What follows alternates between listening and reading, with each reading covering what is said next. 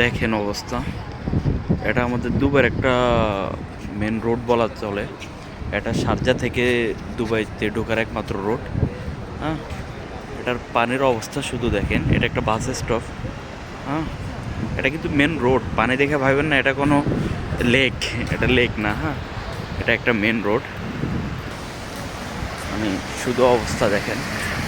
হ্যাঁ, এটা এক পাশ। এটা হচ্ছে two way road. One way, এ পাশে একটা, ওই পাশে আর একটা। গাড়ি দেখেন পার্কিং কোথায় করছে।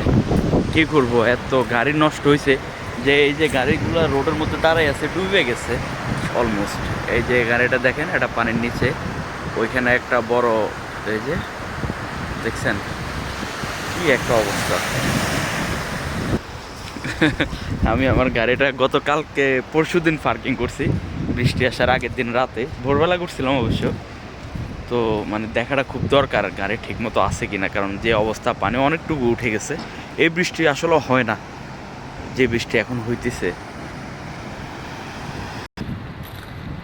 গাড়িগুলো আসলে রোড ক্রসিং করার সময়, মানে রোড দিয়ে যাওয়ার সময় গাড়িগুলো ইঞ্জিন পুরা পানির নিচে চলে যাওয়ার কারণে স্টার্ট রোডের উপরে বন্ধ হয়ে গেছে।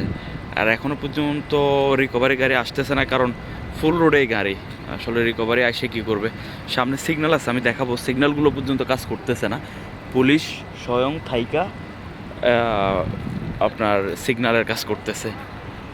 এই যে রিকভারি, এই যে রিকভারি পুরো দুবাইতে বৃষ্টি হচ্ছে। রিকভারি কয়টা আসবো, কয়টা গাড়ি উঠাবে? এরকম ভয়াবহ পরিস্থিতি আর হয় নাই এর আগে আসলে। এই যে রিকভারি গাড়ি, এটা এখানকার অবস্থা একটু বেশি ভয়াবহ। এটা সিগন্যালের কাছাকাছি তো। এটা একটা রিকভারি গাড়ি। এটা গাড়ি উঠে এসে ওইটা নিজেই নষ্ট হয়ে গেছে, ইঞ্জিনের মধ্যে পানি ঢুকে। এই যে এখন ঠিক করার জন্য ব্যস্ত। এগুলো সব কিন্তু রোডের উপর গাড়ি, এইটা ওইটা, এগুলো সব রোডের উপরে গাড়ি। অনেক ভয়াবহ অবস্থা দুবাইতে, এরকম আমিও এর আগে দেখি নাই। শুধু আল্লাহ মাফ করুক। আমার গাড়িটার কী অবস্থা, এখনও গাড়ির দিকেই যাইতেছি, কী করব। কী অবস্থা, মানে যে যেখানে পারছে এখানে গাড়ি রেখে দিছে, কিছু করার নাই তো, কিছু করার নাই। দুবাইতে অবশ্যই ইলিগাল পার্কিং আছে, ইলিগাল পার্কিং করলে ফাইন আছে 500 তেরো। বাট এরকম বৃষ্টির সময় গভর্নমেন্ট বা পুলিশ তারা এগুলো খুব একটা দেখে না, কারণ ওই সময় সবাই গাড়ি নিয়ে ব্যস্ত থাকে বা গাড়ির বাঁচানোর কথা চিন্তা করে। 400-500 টাকা যাইলে যাক, কিন্তু 20,000 25,000 দামের গাড়ি বা একটা মার্সিডিজ ফেরারি হইলে তো এগুলো লাখের উপরে গাড়ি। তারা ওই সময় শুধু গাড়ির কথা চিন্তা করে। এটা কিন্তু একটা সমতল জায়গা ছিল, এখান দিয়ে এত পানির স্রোত গেছে যে গাড়িগুলো পর্যন্ত নিচে নামে গেছে পুরা। কি একটা অবস্থা, আস্তাগফিরুল্লাহ। বোঝার কোনো উপায় নাই যে কী অবস্থা হয়েছে। মানে এই জায়গাগুলো কিন্তু সম্পূর্ণ, এগুলো পুরা সমতল ছিল, মানে এটা পুরাটা ভালো ছিল।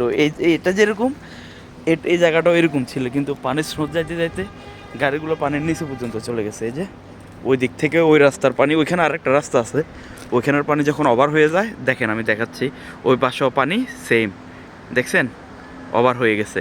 এই পানিগুলো ভাইসা এই দিকে আসতে যাইয়া পানির স্রোতের সাথে জায়গাটা পুরো ভেঙে চলে গেছে। আল্লাহ, আমার গাড়িটা, আমি অলমোস্ট আমার গাড়ির কাছে। আমি পুরো দিন নামি নাই, বারান্দা থেকে শুধু বারান্দা যারা যারা দেখতেছিলাম অবস্থা। আমার গাড়ি,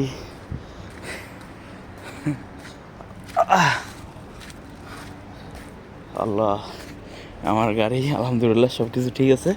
আমার এখান পর্যন্ত পানি আসে নাই, সবচেয়ে বড় বিষয়। আমার গাড়িতে পানি আসে নাই এখন। অনেক আল্লাহ বাঁচাইছে। আসলে রাত আমি, মানে এই বৃষ্টির কথা চিন্তা করে, শিলে বৃষ্টির কথা চিন্তা করে আমি এটা একটা বড়ই গাছ, অন্ধকার দেখা যাচ্ছে না, বড়ই গাছের নিচে পার্কিং করছিলাম। এই যে বড়ই পাতা পুরো ভরপুর। আজকে 2 দিন গাড়ি বন্ধ, তো বৃষ্টি হওয়ার আগ থেকে একটু স্টার্ট দিয়ে ইঞ্জিনটাকে একটু রানিং রাখার চেষ্টা করি। বিসমিল্লাহ।